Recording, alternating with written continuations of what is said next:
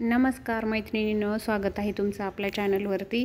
आणि आज होती हरतालिका, तर झाली होती आपली सिंपलसी पूजा। तर मैत्रिणींनो समजून घ्या, कारण आपला व्हिडिओ यायला खूप लेट होतं, कारण सुरुवातच आहे, तर सगळ्या गोष्टीला मला वेळच लागतो अजून तरी।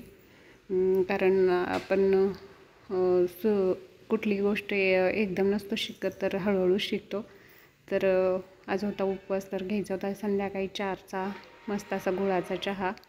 तर आणले होते मी मस्त दारातलेच गवती चहाची पानं वगैरे, तुळशीची पानं तोडून, कारण उपवासाच्या दिवशी किंवा पावसातून भिजून आल्यावर बघा आपलं डोकं दुखत असतं, आणि ती हा आयुर्वेदिक चहा घेतल्याने 5-1 मिनिटातच डोकं राहून जातं। मी तर असंच करते, डोकं दुखलं की असाच चहा बनवून घेते। तर घेतलं होतं मी त्यासाठी गवती चहा, 1 विलायची, अद्रक, 1 दालचिनीचा छोटासा तुकडा आणि तुळशीची पानं। मग घेतलं होतं अर्धा कप पाणी आणि दूध। असं मस्त कमी गॅसवर उकळून घेते आधी मी खूप वेळ, नंतर त्यात टाकली होती पावडर आणि असं हलवून मस्त मिक्स करून उकळू द्यायचं।